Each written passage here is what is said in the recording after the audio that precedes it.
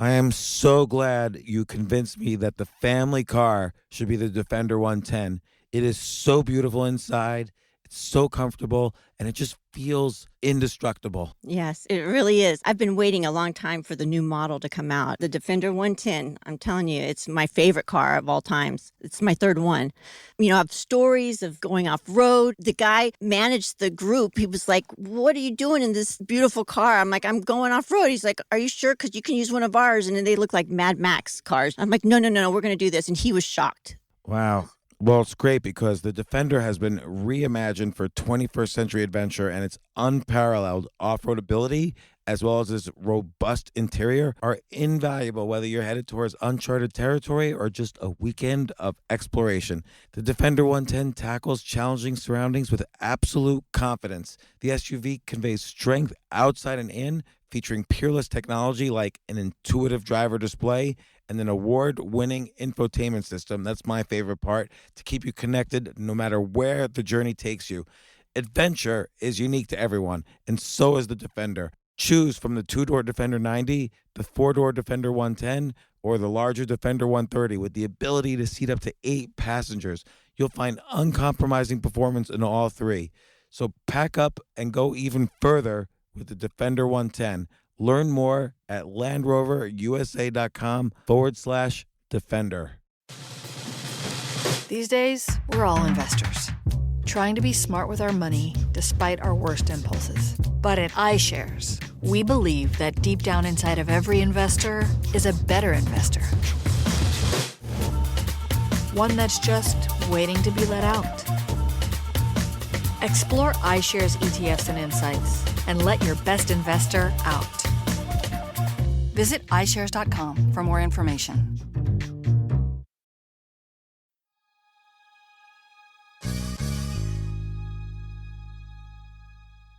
What is the best way to keep your brain growing stronger and stronger? Well, it turns out as you get older, your brain develops superpowers, but only if you treat it the right way.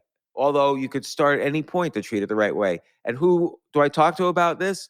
My good friend, Stephen Kotler. You've heard him before in this podcast. He is the world's expert on flow and achieving the state of flow. He just wrote a book called Gnar Country, Gnar Country, Growing Old and Staying Rad. Let's listen to what he says because honestly, I want superpowers for my brain. I'm trying really hard to achieve peak performance at my advanced old age of 55. This is one of the most valuable podcasts I've done for me. So let's listen. This isn't your average business podcast, and he's not your average host. This is the James Altucher Show.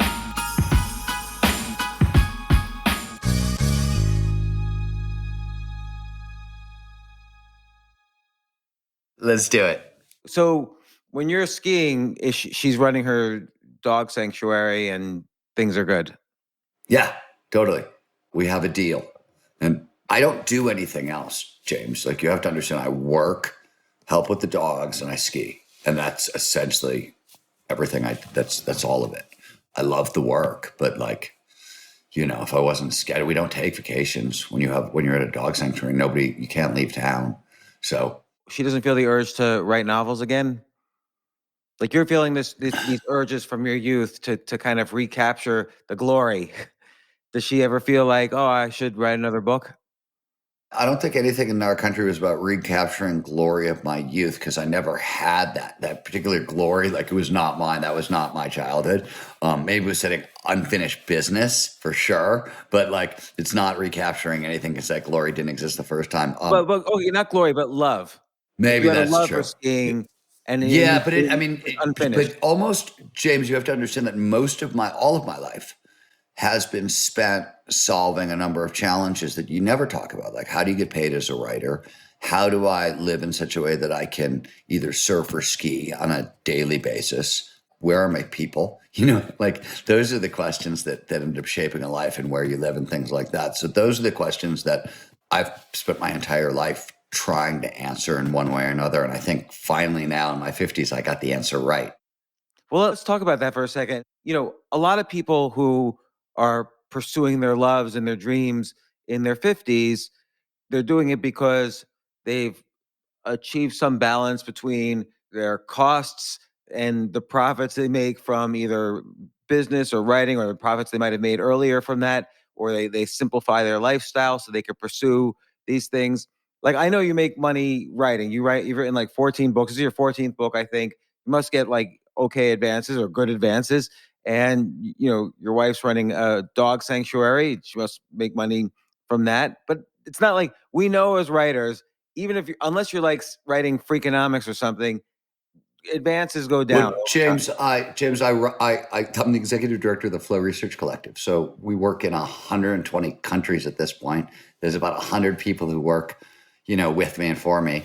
We train, everybody from professional athletes and U.S. Navy SEALs and Spec Ops folks through, C-suite executives, whole company. And Bain Capital, Accenture, Audi, Facebook, the Air Force.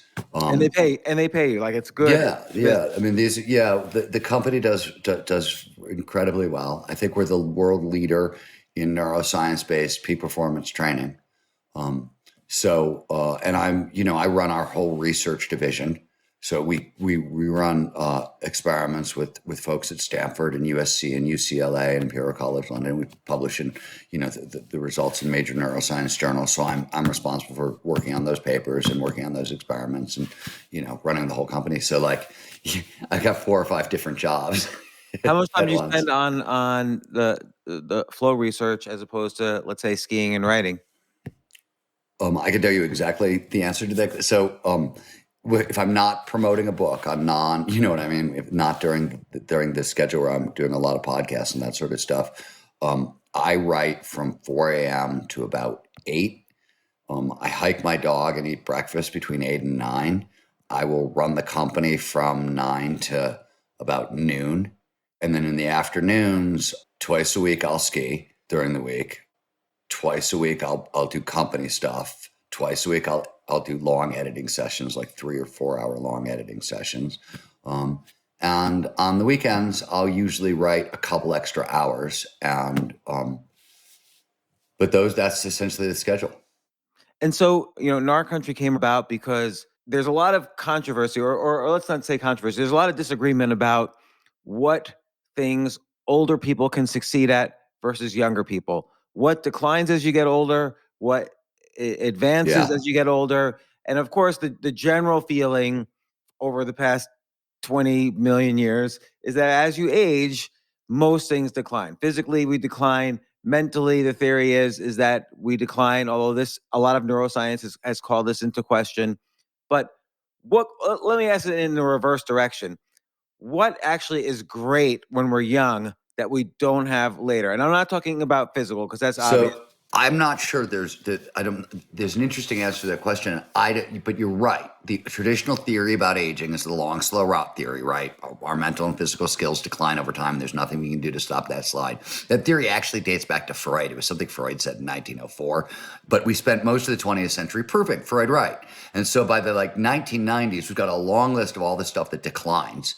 And then in the mid-90s, cracks start to appear. And in New York, actually, you get Yakov Stern working on cognitive reserve, Elkanon Goldberg working on the neuroprotective powers of expertise and wisdom, and a couple other things like that. And between the 1995 and today, we now know that across the boards, all this stuff that we used to think declined over time, with a couple of exceptions that I'll speak about, which sort of answer your question, I think, decline over time. We now know they're all use it or lose it skills. So if you never stop using them, you can hang on to them, even advance them far later in life than anybody thought possible. This was sort of the backstory that led into Gnar. This is 20 years of research in and around peak performance aging and things along those lines, including the hospice care work that Joy and I do with the dogs, because we do hospice work. We've been incredibly successful at extending the lives of our dogs. And the question was, well, is what's working for the dogs going to work for humans?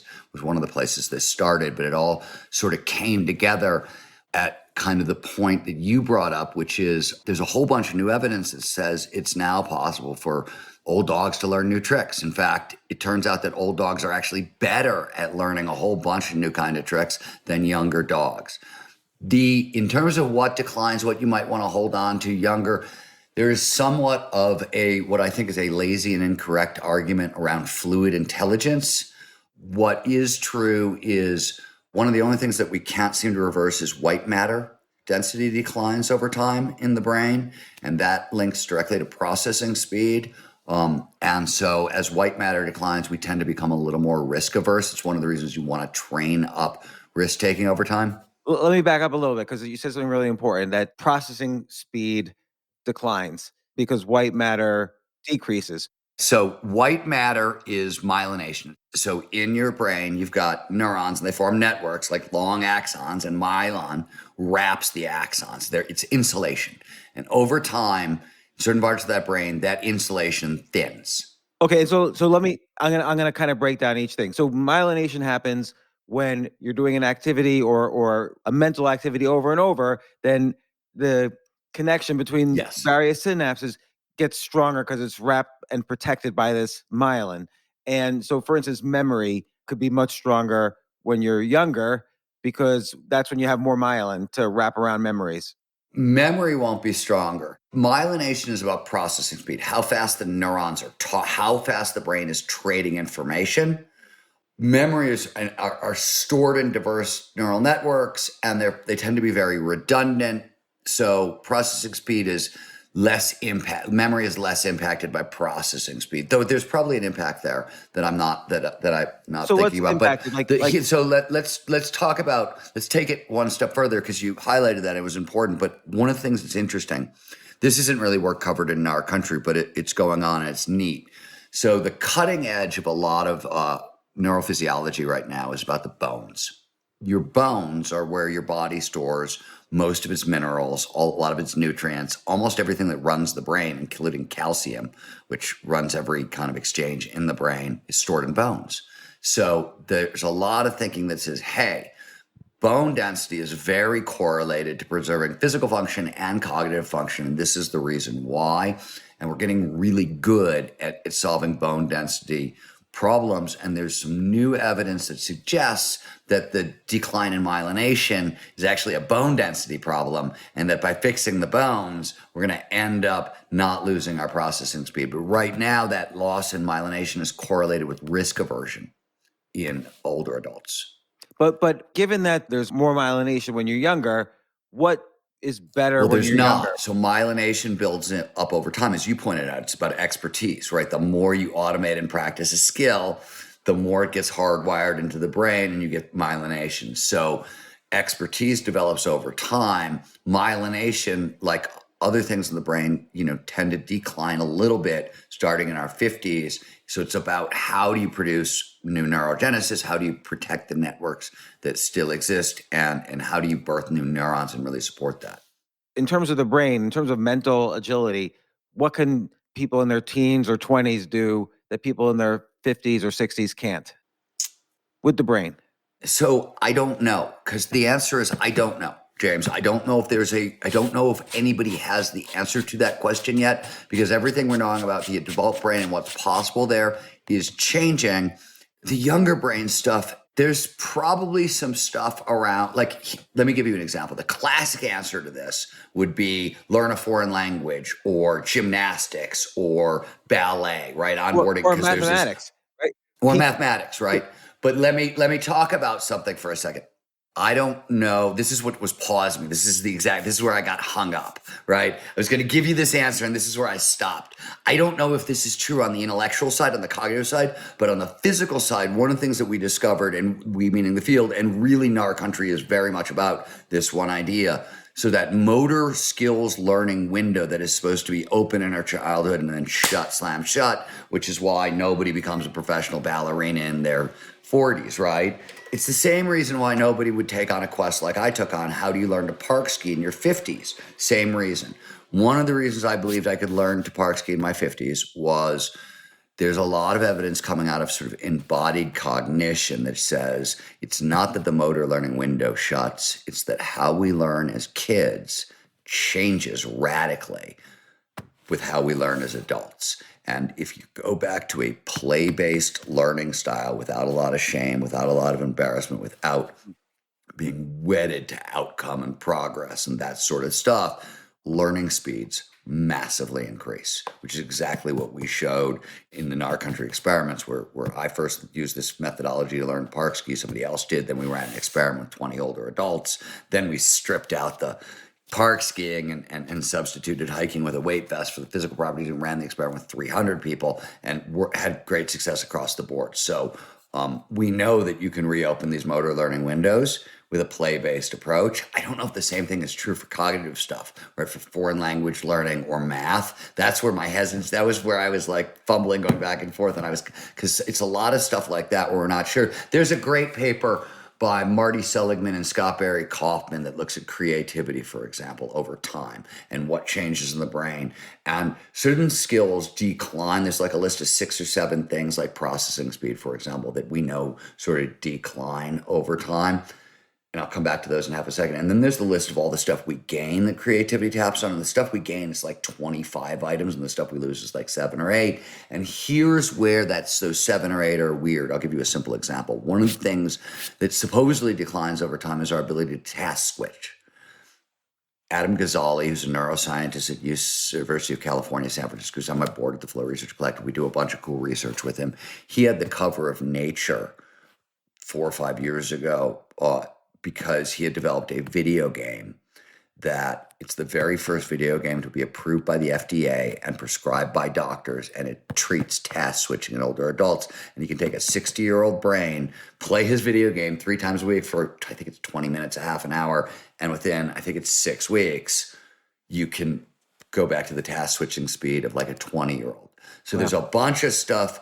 That's why it's fuzzy. It's hard to answer this stuff because there's stuff that we're learning about the brain where like the old ideas are just wrong. Like they're use it or lose it skills. They're not declining skills. 2, there's stuff we now know how to fight back against cognitive decline and dementia and Alzheimer's. And we know like expertise and wisdom and the diffuse neural nets they create are the best ways to sort of fight back. Like, so it's all that kind of stuff. So, and you asked a question from a hard angle, like what do kids have that adults don't have? And like, honestly, I don't know. Like, I'm not sure. It's a trickier question for a lot of the reasons I'm hopefully elucidating.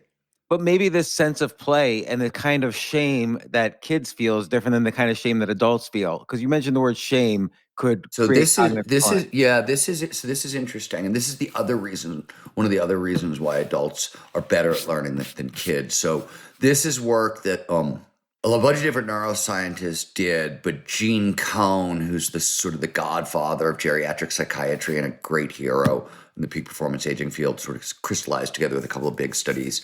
And so what Gene discovered is that first, over time, the brain changes, right? And really positive changes start to happen in our late 40s in a bunch of different ways. There's a bunch of genes that only turn on with experience, and they get ratcheted up. The 2 hemispheres of the brain, which, as you know, sort of they don't really work together. They sort of work in opposition for most of our life. They start to work together really well in our 50s. So, and also in our 50s. And that, by the way, that hemispheric cooperation accelerates and increases in our 50s and 60s, peaks in our 80s.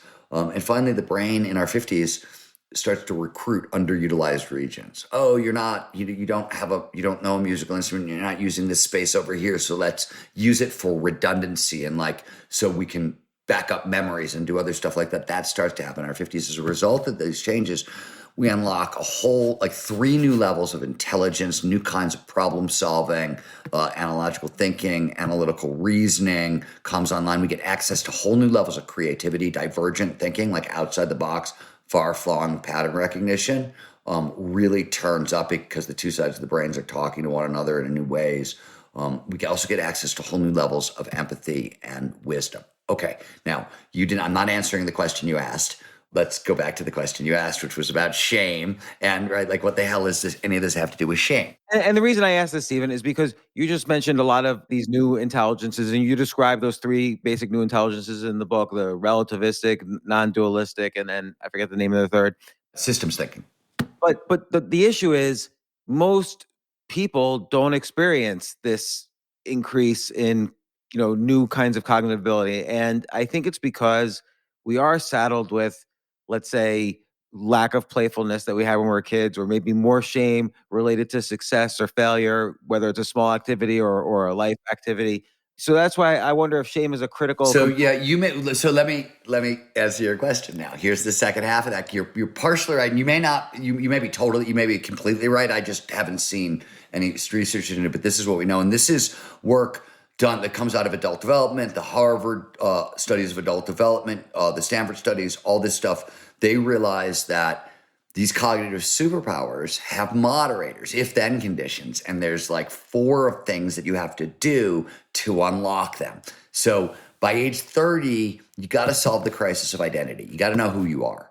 By 40, you have to have figured out sort of match fit or match quality, which means there's a tight match between who you are and what you're doing with the bulk of your time, right? Fits your values, your strengths, that sort of thing. That's why identity matters. Like, you can't find match fit if you don't know who you are. And then by 50, and this is the answer to your question, you can't get access to the cognitive superpowers, especially the empathy and wisdom, if you don't have forgiveness of others and forgiveness of self. It seems to block that development. And then finally, in your 50s, to really unlock those superpowers, you need to be regularly engaged in challenging and creative activities.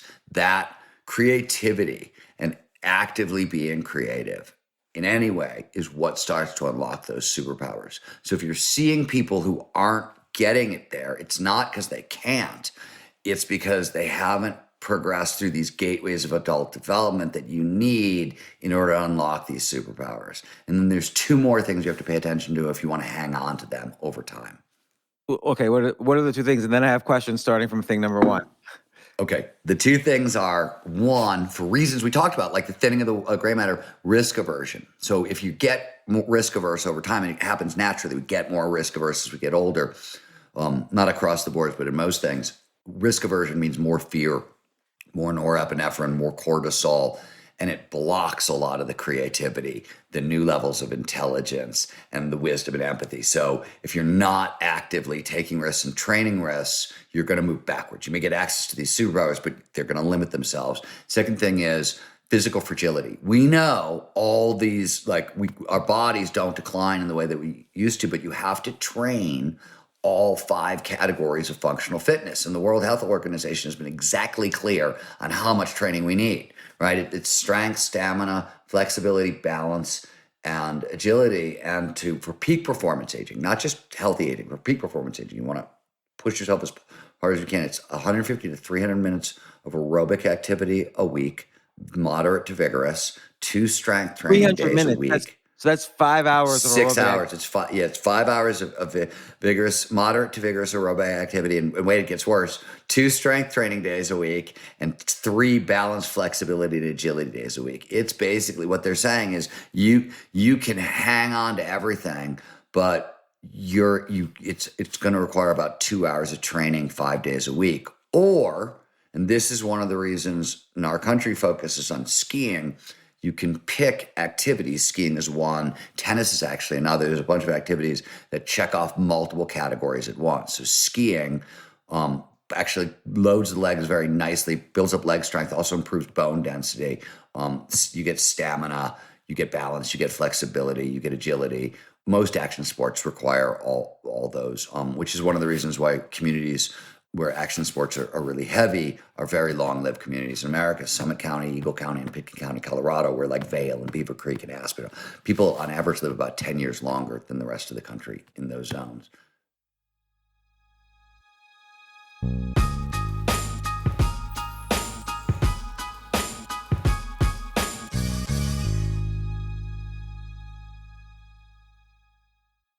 You know what I love about fantasy sports is that even though I'm not going to be a great basketball player or a baseball player or a football player or whatever, I feel like I get to participate and make decisions and use my knowledge of these different leagues or these different sports to compete. So it's like I can pick my team or I can pick my favorite players and I could use my knowledge to make predictions and maybe even make money.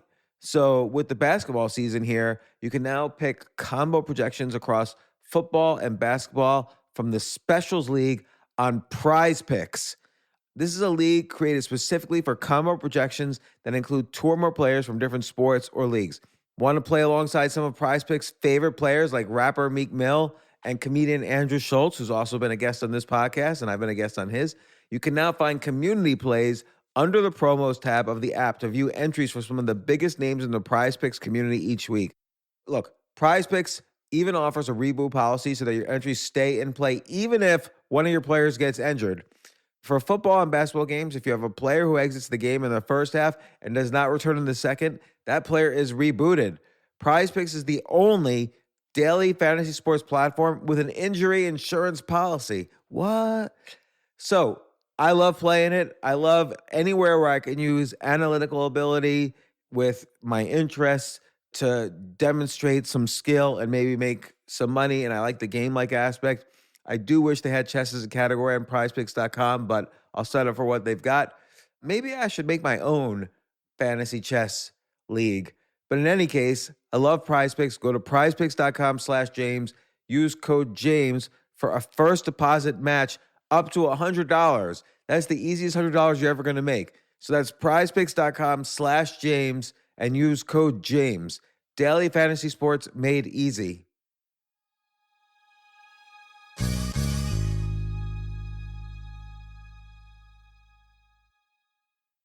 The future of learning is definitely online. Like, it's such BS that you have to spend $200,000 or take $200,000 in loans and go to some fancy school when it's useless. It doesn't guarantee you a job.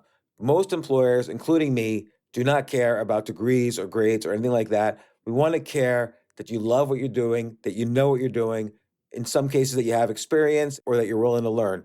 But people in general love learning and are curious. Like, the key to success is curiosity. And I think masterclass.com is the perfect model for online learning. I'm really happy they're sponsoring this episode. If you're going to give a gift, give the gift of learning. Masterclass makes a meaningful gift this season for you and anyone on your list, because both of you can learn from the best to become your best, from leadership to effective communication to cooking. Let me tell you some of the classes I've taken. I've taken comedy from Steve Martin. I mean, can you believe I can take a class from Steve Martin on comedy, or Judd Apatow, my favorite comedy director? I could take an actual class from him on writing. Wolfgang Puck on cooking. Dan Brown on writing, or Judy Bloom, who's been on this podcast, on writing. By the way, Wolfgang Puck also has been on this podcast. It's such a pleasure. I try to take classes all the time from masterclass.com. And whether you're watching Masterclass on TV or listening in audio mode in the app or on their site, the quality speaks for itself. It's like these Masterclass instructors are your own personal mentors that are going to help you reach the next level. How much would it cost to take one-on-one classes on comedy from Steve Martin or on chess from Gary Kasparov? You just wouldn't be able to do it. But it would cost hundreds of thousands of dollars. With a Masterclass annual membership, it's $10 a month. Memberships start at $120 a year for unlimited access to one-on-one classes with all 180 plus Masterclass instructors. So it's not just $120 for one instructor. You get all 180 plus Masterclass instructors. Boost your confidence and find practical takeaways you can apply to your life and at work. And if you own a business or are a team leader, use Masterclass to empower and create future-ready employees and leaders. That's the real education in today's world. So this holiday season, you can give one annual membership and get one free at masterclass.com/JAS. JAS, of course, stands for the James Altucher Show. So right now you can get two memberships for the price of one at masterclass.com/JAS. Masterclass.com/JAS. Offer terms apply.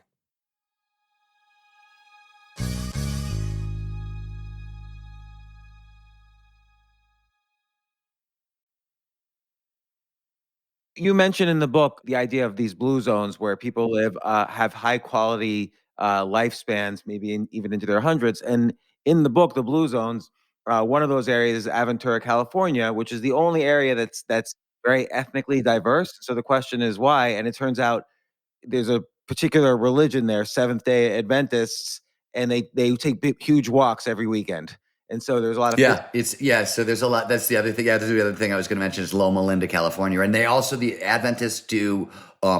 They take huge walks. The other thing that really matters. So if you want to, let me just say this, get this last thing out because you're gonna, and then I'll just let you. if you really want to understand like peak performance aging, what it demands is that we regularly engage in challenging, creative, and social activities that demand dynamic, deliberate play and take place in novel outdoor environments. I That's peak performance aging in a sentence. Now, you still want to make some lifestyle changes based on like blue zone information and things like that, like what we know goes on. But you want to go from like healthy aging, which is sort of blue zone ideas, to peak performance aging. What you need to add in is that sentence: regularly engage in challenging, creative, and social activities that demand dynamic, deliberate play, take place in novel outdoor environments. And dynamic, by the way, is simply a word that means tapping all 5 categories of functional fitness: strength, stamina, flexibility, balance, and agility. That's what dynamic means in that sentence. I So mean, that's literally the formula. this is so valuable, Stephen, and that's why when you put it together in the context of your story of skiing into your 50s, that this is such a great book. But let me start with. But hold on one sec. I got to pause you because I got to ask you a question because I know you and I know that you do exactly this stuff. And you're all about continuously challenging your brain and putting yourself in new situations and trying stuff out. And you may not leave the house, but you still do comedy and you still like, I know what you're doing with your time and this is how you're living, right? Am I wrong with that? You're right, and sometimes it's more difficult than other times. And I see some of the differences between myself now and myself as a kid. So this is what I'm really drilling down on. Like some things are slower. I think maybe memory, maybe processing speed. Maybe I don't do enough physical activity to kind of keep those things going. I mean, I do some physical activity, but maybe obviously not as much as you. I don't go skiing. I don't really go Well, I'll out. give you but I'll give you a weird one. You know this from the book, and it's a weird one, right? Because this is the thing about peak performance aging is it's unusual in ways that you don't. The single most important correlate for preserving cognitive function is leg strength. I was going to ask you about Nobody really knows know that. why, right? I mean, there's a whole bunch of guesses. Bone density is one reason. If your legs are strong, the biggest bones in your body are there, and so if they're the storehouse of minerals that the brain is using to run. Right? So that's one. 2 is the number one thing you can do to preserve cognitive function is have a robust social life, right? And if your ability to move around goes, your social life can go, especially the in-person portion where you're getting all those good pro-social neurochemicals that are really important. So Do you think we those get are the that through Zoom? Like, do you think we get some of those neurochemicals? Like So right I've now. had, I've had this conversation. People ask me a lot, can you get group flow or team flow through Zoom? And I've had conversations like Paul Zak, the world's leading expert on oxytocin. Can you get oxytocin through Zoom? Those kinds of questions. And I think the answer is yes, but it's hard. You need to be really good at active listening. You need to be really good at focus. Like there's a lot, all the focus burden goes way up. It's tricky to connect. Sometimes you got to like sort of remember to look into your camera so you're making eye contact and you're doing like those sorts of things. So I think the answer is yes, but you sort of got to know what you're doing. So, okay, all of this I'm going to have questions about. And by the way, did you know leg strength is one of the biggest things that correlates to golf ability? So I had like, no idea.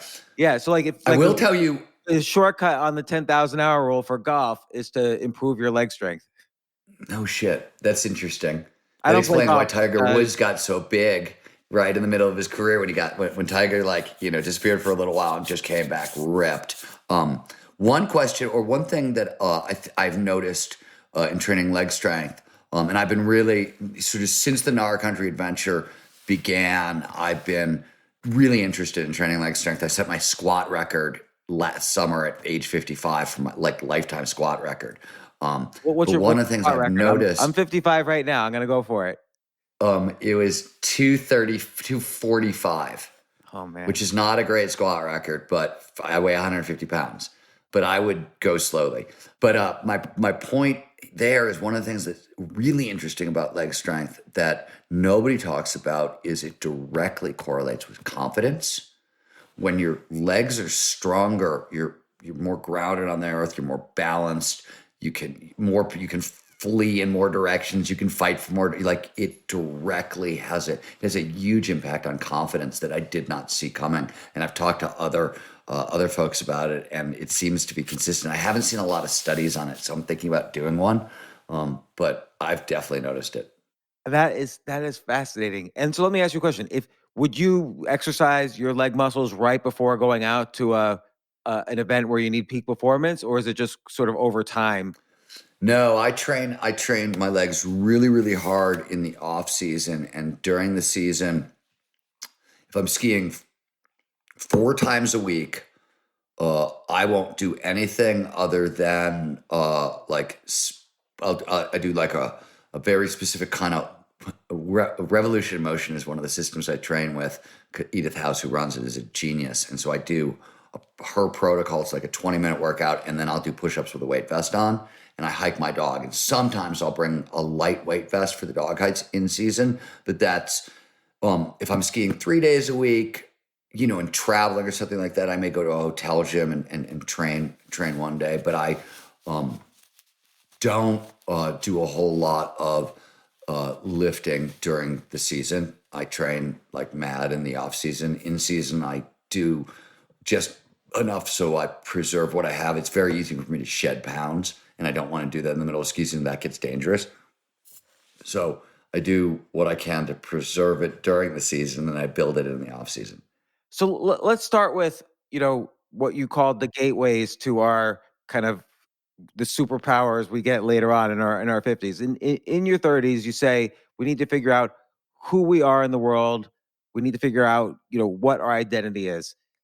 And I think that sounds correct, but at the same time, there's kind of a gray area there, which is, do you ever really know who you are? I mean, well, so I think that's a question I've been asking a lot, right? Because one of the things about, so the book talks about authenticity also, and the importance of authenticity over time for a lot of different reasons. One of the key lessons that comes out of the studies of authenticity is there's no such thing as an authentic self. The self is a process, right? It's constantly changing. Authenticity is a verb. It's about how you act, because there is no fixed self. And so you're asking an interesting question, but what I believe is meant by identity, and it's really, remember, it's like Erickson's word, right? The only difference is that Erickson said the crisis shows up at age 12 and is usually resolved by 18.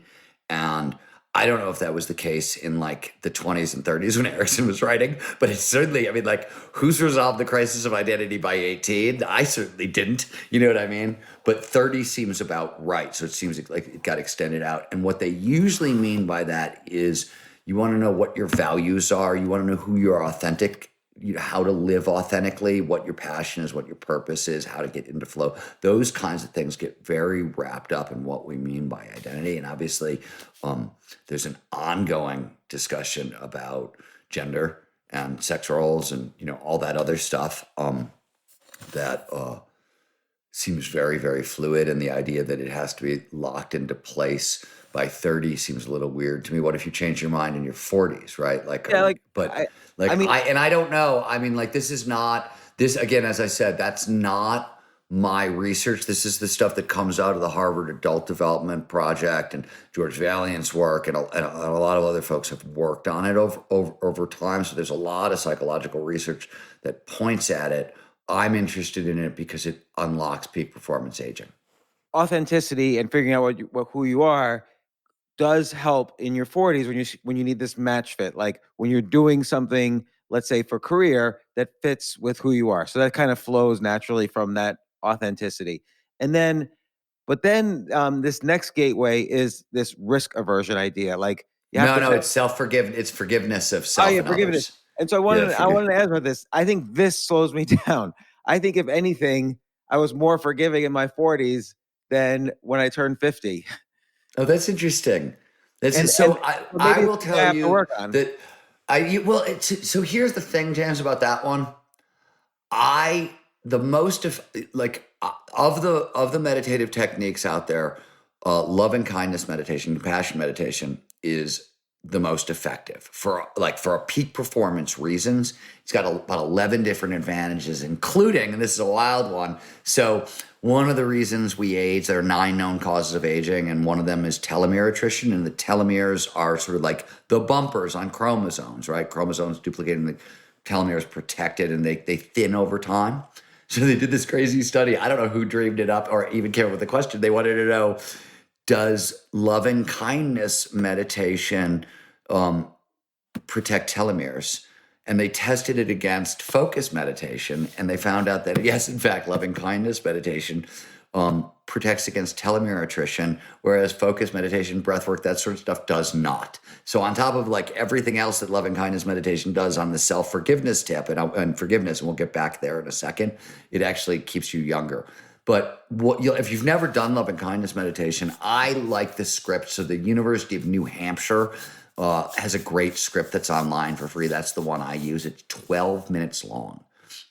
And what's great if you've never done loving kindness meditation is you run a script. There's nothing to do. It's not even focus. It's so easy that you can do it while walking, you can do it while driving, and it automatically, forgiveness and forgiveness of others is about the temporal parietal junction and the medial prefrontal cortex, and it activates these areas and does its work whether or not, like, you know what I mean? It doesn't matter how you feel. Your job is to notice the emotions. If you don't feel very forgiveful of the people you're directing the love and kindness to, you just notice that, and it does its work automatically. So that's what's cool about like this particular gateway of adult development. There's a tool that we know works. It has all kinds of focus and stress relief and health benefits, but it also helps us solve this challenge. And it takes 11 minutes. And anybody can do it because it's a damn script. You're just running a script. I do it when I get into the sauna or the bathtub at the end of the day for like a recovery thing. I'll do like Wim Hof breathing and then run the script through love and kindness. And is this related to like, I remember one time you told me one way to get into flow is to do what you do, which is you get into these high stakes physical situations and flow kind of kicks in. But another way you told me in a mental setting or a cognitive setting is gratitude, and kind of think of things you're grateful for. And what's So the it's role? different. Yeah, it's very different. Gratitude. This is Glenn. We did work with Dr. Glenn Fox at USC, who's I think the best neuroscientist in the country on gratitude. And gratitude doesn't tend to work as a flow trigger, though it has an indirect effect on how the challenge skills balance works, and we're going to come back to that in a second. What gratitude seems to do is because it calms you down, it's a really good way of tuning your nervous system over time. It makes you more flow prone. So people with a regular gratitude practice end up getting more flow. That's different than using risk or creativity or novelty as flow triggers, which is sort of, and I don't, one of the things about skiing and park skiing, this is going to sound really funny.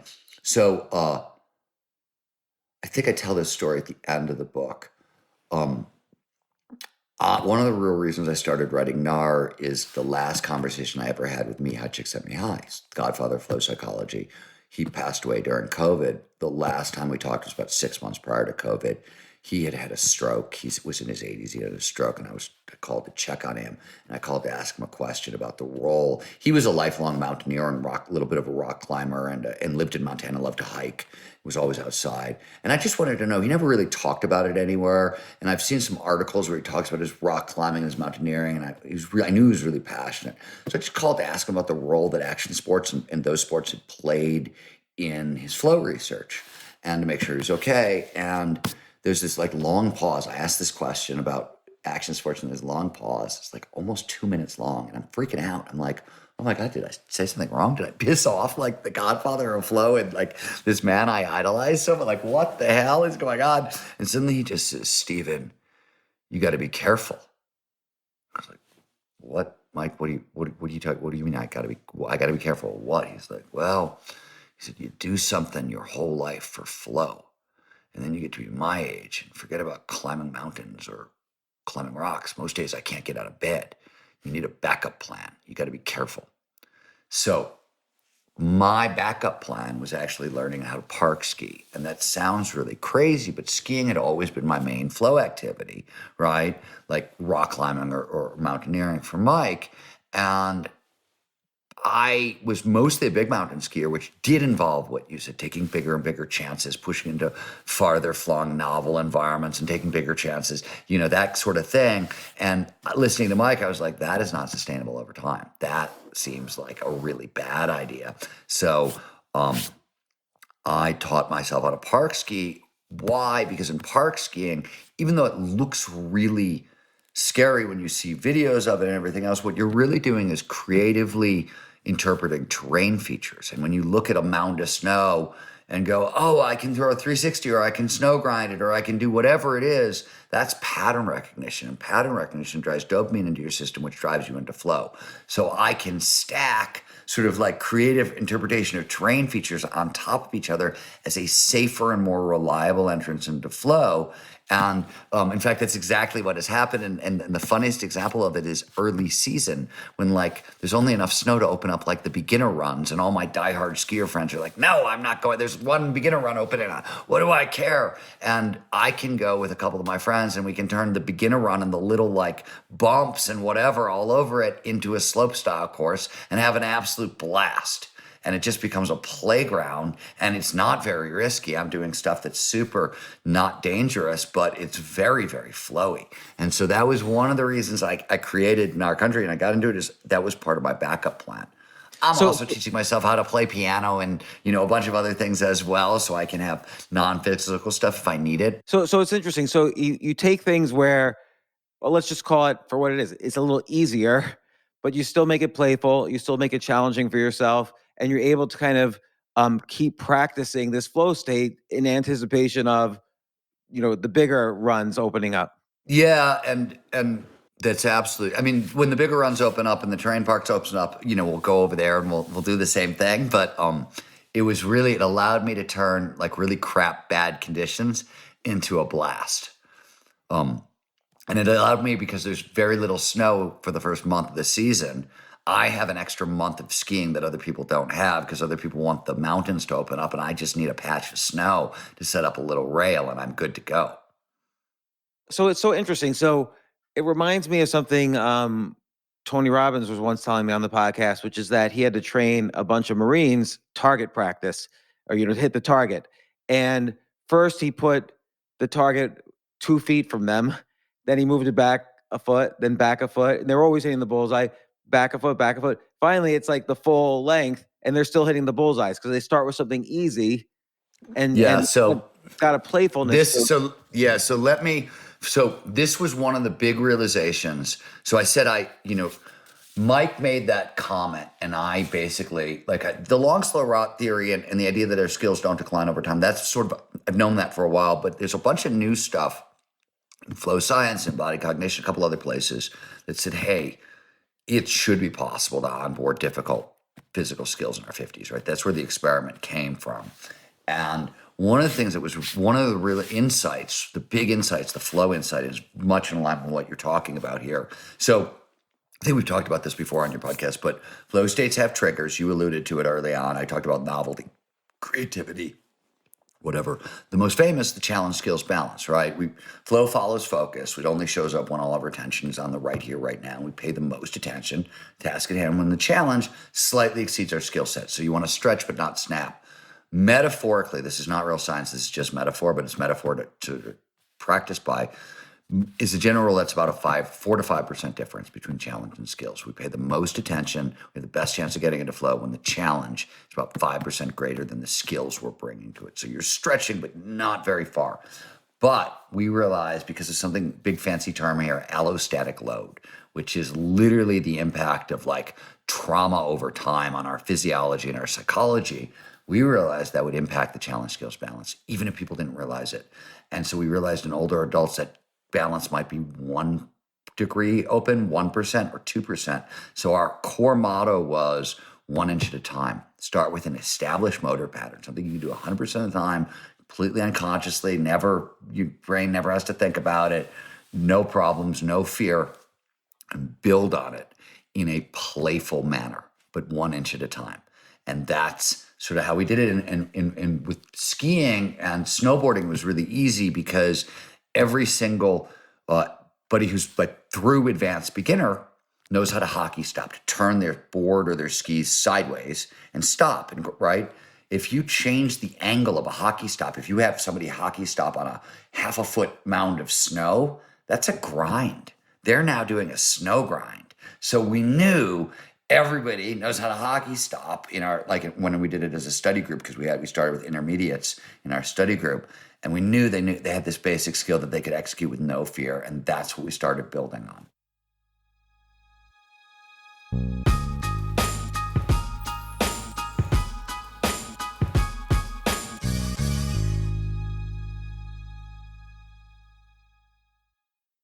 Oh my gosh, I love these clothes. Mizzen and Main. That's Mizzen and Main. It really is the most comfortable work clothes.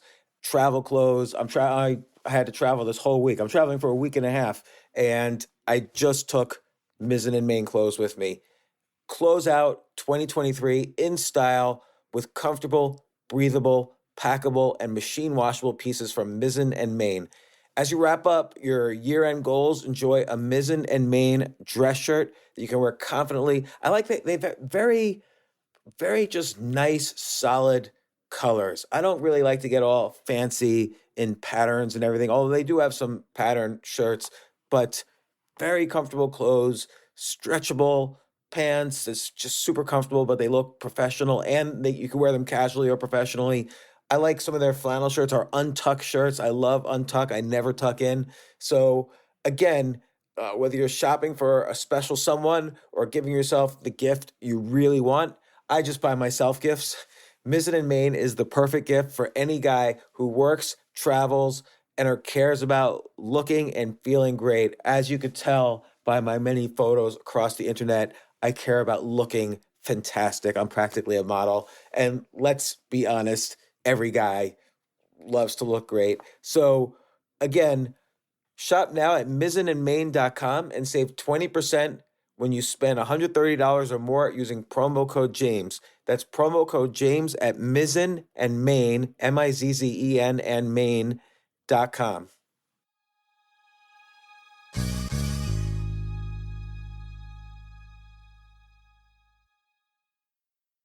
This is such a valuable service for all business owners, big businesses, small businesses, doesn't matter. I wish I had this in the many different businesses that I've started. Sometimes it seems like your business is humming, but then suddenly you don't understand it. You're starting to fall behind. You're not understanding where your costs are, where your revenues are, where your payments are. Teams are buried in all sorts of like BS work, and you can't seem to close the books. So you need like one dashboard, one source of truth. I'm jealous of this business, NetSuite from Oracle, of course, NetSuite by Oracle. I wish I'd come up with this idea. It's a brilliant concept to have all your business intelligence on one dashboard. This is why you need to know these three numbers: 37,000, 25, and 1. So 37,000, that's the number of businesses which have upgraded to NetSuite by Oracle. NetSuite is the #1 cloud financial system, streamlining accounting, financial management, inventory, HR, and more. 25. NetSuite turns 25 this year. That's 25 years of helping businesses do more with less, close their books in days, not weeks, and drive down costs.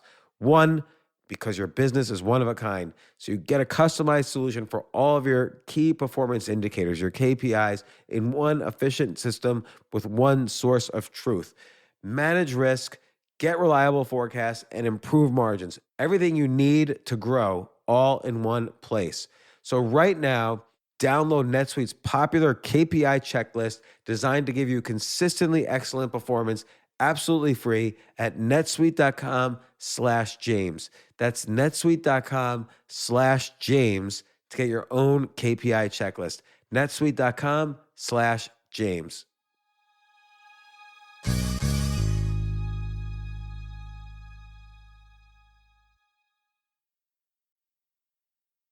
Let me ask, like in a kind of competitive context, let's say two people are playing tennis, and let's say the two people have the exact same level of skill in tennis. And because they're doing this physical activity and they're focused, they're getting into flow. But let's further assume because their skills are equal, the person who gets into more flow during their tennis match will win. How does someone and how does someone use that knowledge to get into more flow against their competitor in a tennis match? Well, so the first answer is I don't. I mean, I don't. I can. There are tennis flow experts who actually have real answers to this question. I don't coach. Right, I have the best coaches in the world working for me, and I definitely don't coach tennis players. No, but this is just like in general competitive But environment. so, I'll give you a simple one, and it's a weird. So I'm going to take it into a different sport and give you football. So once I did consult for a major college football program. I can't tell you which one. And their idea was, hey, if flow maximizes performance, if we can get our players in flow before practice, injuries will go down during practice. That was the theory. Turned out to be right. So the question was, how do you put a football team into flow before they get into practice? And this is sort of what I might say about the tennis player. Same approach. Well, all we did, it was really simple. It was remarkably dumb, but it worked, was every football coach in the history of the universe starts practice by having their players run around the football field twice, right? It's about a half-mile run or, 4 times or whatever it is. And all we did is say, let's take it off the football field and into the woods. We're having them trail run and most importantly, use the terrain to interpret. So if they saw a hill, use it as a bank and that sort of stuff. For the bigger guys, like the 300-pound lineman and whatever, who maybe not want running a mile through the woods, we would have them do shoulder rolls and things on the ground and things that mimicked stuff they might do in the game, but in the woods, and just using terrain features really mildly as a warm-up run just to loosen up the body. And there's novelty, there's complexity, there's unpredictability, there's a creative interpretation of terrain features, all of which work to your advantage. Time in nature, as you know, lowers stress levels. And so by lowering stress levels, also by spending time in nature, it's a little easier to get into the challenge skills balance. You're a little calmer to begin with. So there were sort of other benefits. But that, like, in the actual tennis game, risk, No, but that was good though. novelty, right? But that's a really simple one. That's a really simple one. Well, now during the tennis game though, which I interrupted you when you were about to say it, but I would say novel. I mean, risk is really easy, right? I mean, risk, charge the net, and it works. That tends to drop people into flow. Those kinds of things. You can see risk at work, creativity at work would also do it. I'm wondering if shame plays a role here though. Like, Pardon me? In tennis, if you're, let's say both players. James, I'm not a tennis player, so you right, might as well on Mars. On Mars. Okay, I'm not a tennis player either. So football or any sport or golf, I'm not a golf player. You miss a shot you thought you would have gotten, and instead of feeling playful, suddenly you feel shame.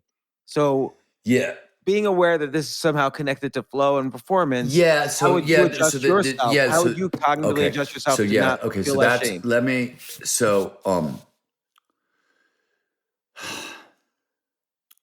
Again, I'm going to answer it sideways by talking about something we did. So when you're in flow, the prefrontal cortex, the part of your brain that's back here, is really quiet. When you're feeling shame, when the ego gets involved at all, which is shame, among other things, the prefrontal cortex gets really active again. So it'll knock you out of flow, right? That's the problem with shame. To keep people in flow when we were skiing, one of the things we did is we weren't worrying about the skiing. We were worried about what happened on the chairlift between, right? You ski for 5 minutes. It's pretty easy to be focused on the skiing, but what goes on the chairlift? So we wouldn't allow people to talk about themselves or ask questions about so you couldn't say, hey, what do you do for a living? Or, hey, but you couldn't talk about world events. Anything that could produce a negative emotional reaction, stayed away from. And that actually helped preserve people's flow state. And the flow took care of all the learning. for us, right? Because it massively accelerates learning. So that was like our goal, was to like teach them these novel creative movements, let them interpret creative terrain features, let that drop them into flow. Flow takes care of all the learning. We didn't have to really do that. And it's safer to, learn dangerous, difficult things in flow because everything's working better and you're less afraid. And being less afraid matters, because if you do happen to crash, fear tightens up your bones and you get way more injured. So if you can stay loose during a ski crash, it's way safer. And what about let's say the crash happens or some other thing happens that doesn't break your legs or anything like that. You're able to continue, but you feel shame right there in the event. So it's Yeah. after the lift. Well,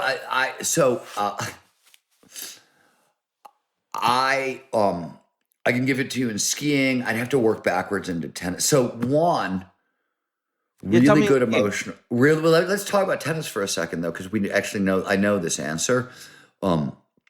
Really good emotional regulation is the secret. So top peak performers, it's not that they don't have that bad emotion, it's that they put it down very, very quickly. They've got really good emotional regulation. They recognize the sensation, they recognize what it is, and they can let it go really quickly. Some of that comes from meditative training, right? And like the stuff you do to lower your stress response, that sort of thing can be very, very useful in that way. In skiing, when I do something and I fall and it scares me, it used to be I would immediately come back to it and try it again. And that usually is counterproductive for me because I've got too much fear in my system. It's working against me. Now what I do is, I had to put down the shame. I had to put down I'm coming right back. I'm going to get it. I let it go and I go seek novelty. I'll go literally to another part of the mountain, do stuff that's really mellow, ski in a different way. Maybe I'll just go, ski some big mountain lines. I'll go get my confidence back elsewhere. First, I'll try to get back into flow using like novelty and unpredictability, go find new stuff and ski new lines, and drive myself back and build my confidence back up and then come back. Well, that's so different interesting. approach. So one way to build confidence you mentioned earlier was surprisingly to build leg strength. That's fascinating. strength. Another way to build confidence, which we've been discussing, is take your activity that you're an expert in or developing expertise in, do something a little simpler in the same activity, and you'll build back confidence. What are other ways to build up confidence? So we're talking about eliminating shame, feeling loving kindness, emotional regulation. That's interesting. That's a shrink question. I'm not a shrink. When I think about confidence, You're not a tennis player. You're not a shrink. You're not this. I usually try to think about it in terms of peak human performance. Yeah. To me, first of all, let's go sideways at this. So we talked earlier about cognitive reserve. I don't know. Are you familiar with that term, cognitive reserve? Only when you mention it. Okay. So in the 90s, a guy named Jacques Sturm, they're studying the Sisters of Notre Dame, big organization of nuns. And they're really into science. They're really into education. They've taken cognitive tests every year, taking physical tests every year, and they've donated their brains to science. So everybody gets autopsied after they die. And these women start dying. And they're very, and they learn a ton of stuff. We learn about some of the early work on optimism and successful aging and mindset and successful aging comes out of this work. But one of the fascinating things is the sisters start dying and they're autopsying a lot of their brains. And these are like really healthy, active women who are like teaching school and, and they're in their late 90s or 100s. So they've lived a very long time. They look at their brains are packed with Alzheimer's and dementia, like plaques and tangles everywhere. And the question becomes, holy crap, how is it that they've got advanced Alzheimer's and dementia and they're still performing really well, right? And this question gets asked a bunch of different ways. It gets asked in the art world because William de Kooning has advanced Alzheimer's and yet he's painting. The father of abstract expression was painting paintings that are selling for millions and tens of millions of dollars at Sotheby's right up till the day he dies. Yet he's got incredibly advanced Alzheimer's. So how is he still making great art? And the big question was Reagan. So Reagan, it's revealed, after he's out of office, has advanced Alzheimer's during his entire second term. And so the question becomes, well, how the hell did Ronald Reagan run the country? I mean, sure, he's got a cabinet and there's Nancy, but like, you still got to give press conference, you still got to show up, and you're still the president. Yeah. And how does it happen? And what they start to realize is there's something called cognitive reserve. Cognitive reserve is literally why lifelong learning matters. If you want to stave off cognitive decline, dementia, and Alzheimer's, you need expertise and wisdom. Those are the two things that build up your cognitive reserve. And let me explain why. Most of cognitive decline takes place in the prefrontal cortex. It's the newest brain structure from an evolutionary perspective. It's the most vulnerable to decline. Like, nothing happens to deep brain structures over time. They stay the same. But the prefrontal cortex is vulnerable. And it turns out expertise and wisdom form really diffuse neural networks all across the prefrontal cortex with lots and lots and lots of redundancy. So lifelong learning, expertise, and wisdom are how we stave off cognitive decline. Now, you asked a question about confidence, and you've been very patient in letting me go in this direction. But I have to say that I think one of the things that I've always said, and this is why gratitude works and affirmations don't, we're really good built-in bullshit detectors, right? You can't fake confidence. You can do a little, like entrepreneurs, there's a little like fake it till you make it that's in entrepreneurship, but that's not real confidence. And I believe that real confidence can really be gained through leg strength, expertise, and mastery and wisdom. Like that's where real confidence comes from. Interestingly, one of the thinking theories about what flow is in the body is, among many other things, a signal for mastery. When we get into flow doing a task, it's a signal that we've mastered that task and can perform with confidence. Flow, time and flow tends to naturally increase confidence for this reason. But I think it's sort of mastery, wisdom, flow. Those are the things that really sort of matter. So what if you're listening to this and you're thinking to yourself, man, I'm 60 years old. I did my job all my life. I supported my family. I was so busy working, supporting my family, paying my mortgage, paying the college bills. I never really developed expertise in anything or mastery in anything. Here's the cool thing. This is really cool. I love this because it's true in both directions. So two things are true here. One is we've been talking about shit like identity, right? That you want to solve that by 30. So clearly a bunch of the stuff in peak performance aging, you want to start young if you can, right? Lifelong learning. You want to start young if you can. But for the guy or the woman you just described, right? There's also really cool research that shows interventions even into your like late 80s. And I don't think anybody's actually looked at people in their 90s. So I don't think but we know interventions even in your late 80s really, really matter. And I'll give you something shocking. So for physical exercise, right? Turns out the biggest lift you can get, like the biggest jump from illness into health, is for people who have been totally sedentary. Like, it's the woman who hasn't moved in 25 years. She's in her late 70s and she decides she's going to get active again. And she goes from like totally passive to, I'm no longer taking the escalator. I'm going to walk up the stairs. I'm no longer going to take a cab 5 blocks home. I'm going to walk 5 blocks home. But like, it's literally like 5 blocks or upstairs. That's the biggest lift, is people who are totally sedentary into, I'm going to start moving again. They get the biggest benefit. So it's really clear that like peak performance aging starts young, but interventions at any age really seem to matter. So I think it's cool in both directions. Yeah. And you mentioned, and this obviously was not a late intervention, but you mentioned Stradivarius, the famous violin maker, made half of his most expensive instruments in his 90s, something like that. Like when he made a handful of the most expensive instruments in history. And this was one of the things that, how did I start to figure out that these are use it or lose it skills, not the long, slow rot theory. For me, like, scientists start wherever we start. I started with Stradivarius because I heard this story, and I was reading about Stradivarius, and I learned that he made 2 or 3 of the most famous musical instruments, most expensive musical instruments in history in his 90s. He was like 92 or 93, and this is like, it's the 16th century. We don't have modern medicine. We don't have anything. And I was like, well, how is that true?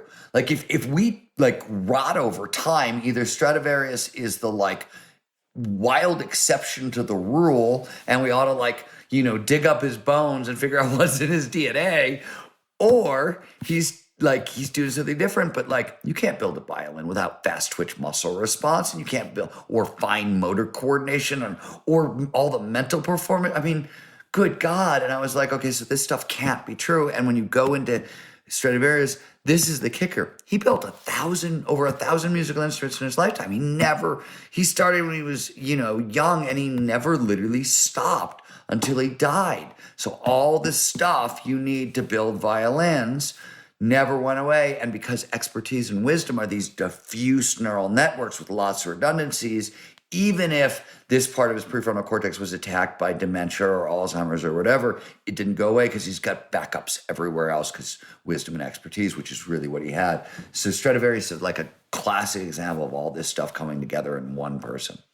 And now I'm still, I want to circle back to the very initial question, which is what are the abilities of the youth? Because again, the peak age for a mathematician is 25 years old.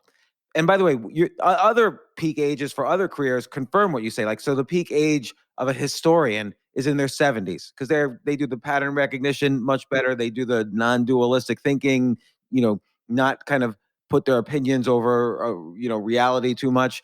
But what is it about, let's say, mathematicians or scientists? What are they doing in their brain? Well,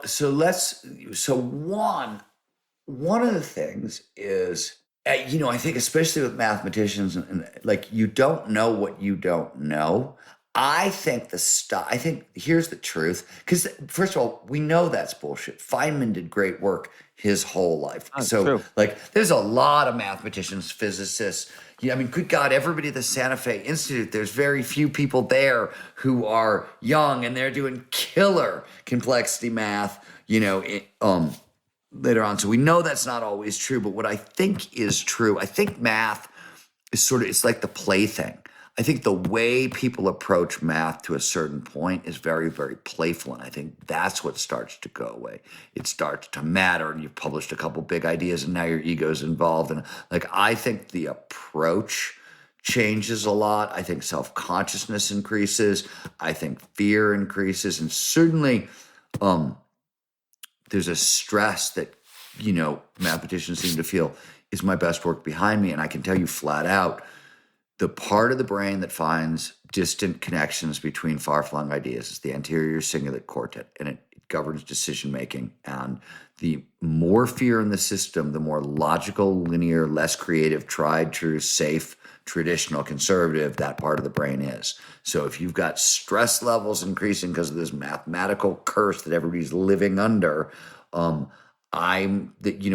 much do we know about the nocebo effect and the placebo effect? And I just want to point out that this may be a self-created prophecy as much as an actual fact. And I don't know. And there could be the argument is that there are aspects of fluid intelligence that are highest in youth, and you get crystallized intelligence in older adults. I think there are parts of it that seem to be a little bit true, but again, I don't trust statements like that, because every one of them that we've believed in the past 100 years has turned out not to be true. Maybe there will be a couple that turn out to be true where you're like, oh yeah, this really does stop here, and there's no way to reboot it, restart it, re-expand it, and no way to make up for the loss. Maybe that turns out to be the case, and I'll come on in 5 years and have a different answer for you.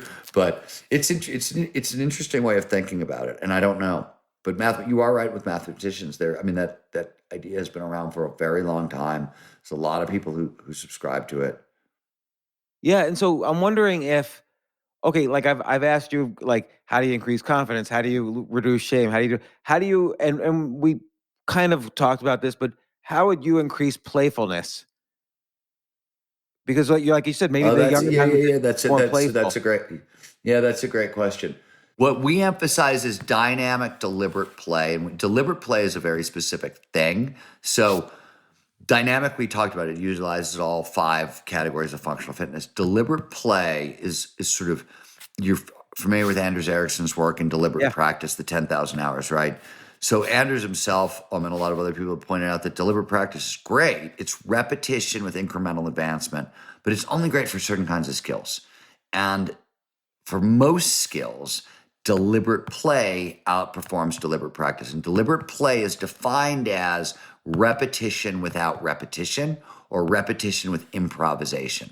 So you do what you did before, but instead of, you just freestyle on top of it in a creative, fun, interesting way. The reason it matters so much is when we're playful, you get the periaqueduct gray and parts of the brainstem where we get a lot of our endorphin. You get a ton of endorphins.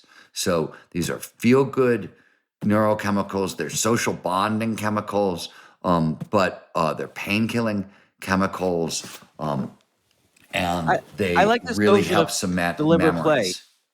This makes Pardon a lot me? of sense. This notion of deliberate play, because I'll tell you what makes sense about it is that when you're deliberately trying to play, but you're going over something that, like if you're skiing down the same path, chances are you want to do it the exact same way you did it before, where you were successful.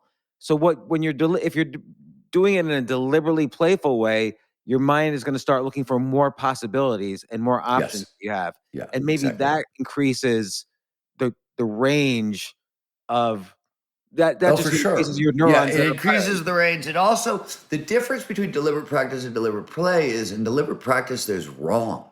There's only one way to get it right.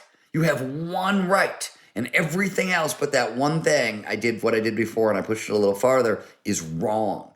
In deliberate play, there's only one thing that's wrong, which is I did the same thing I did before. Everything else is right. You've got 364 degrees of other right variations to choose from, and positive emotions lead to, better performance of learning and memory and all, like on and on and on. So it totally makes sense. There are times I have found that if I'm really trying to like ski a very scary line, for example, right? Like not usually a park trick, but like skiing a really big line. If it scares me the first time, I will come back. And that's a situation where deliberate practice works. I want to do exactly what I did last time because it worked. I just want to make it a little bit better. And then I will deliberate practice for like 4 or 5 runs until I get the pattern recognition and I'm comfortable. And then I move to deliberate play and really start learning on top of it. But there's a time, there's certain situations where I'm like, oh no, I'm not going to be playful in here. This is life or death. I'm going to get this line down and get this right. But that's the only time I actually use deliberate practice versus deliberate play.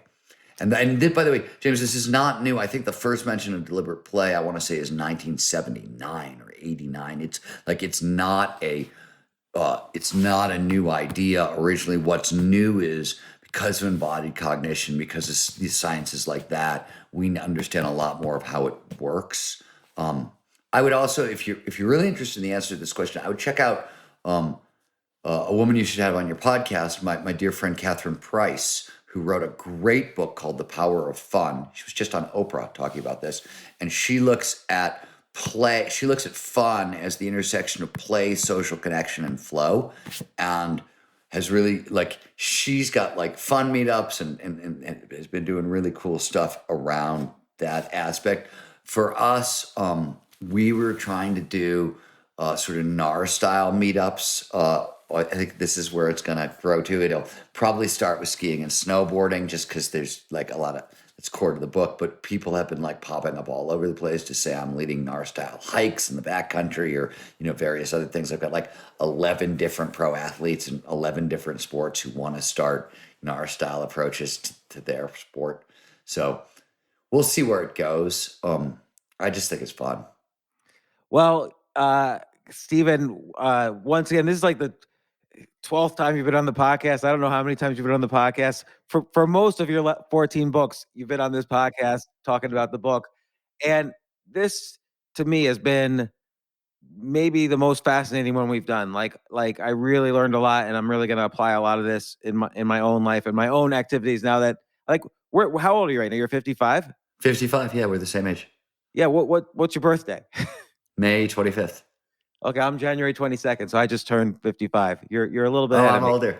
By the way, I don't know if you've done this. If you go to the website for the book, which is gnarcountry.com, and click on first of all, watch the introduction to Park Scheme video because you'll laugh really hard. But second of all, click on the Peak Performance Aging Experiment video. So we took all the same ideas that I used and my ski partner used that we talked about in Gnar Country, and we trained up 17 older adults ages 29 to 68 in these same skills in like 4 days on the mountain. And we had a Nat Geo cameraman following us around the whole time, and we made a fun video. The white paper's there too, which you'll like.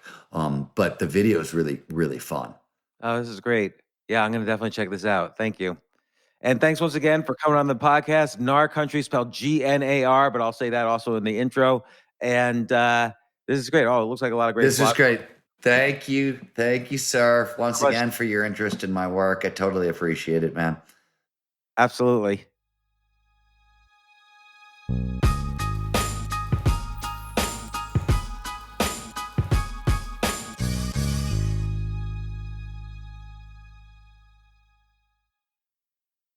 When you've watched a tiny kitten grow into a healthy senior cat, you remember why you chose Cat Chow.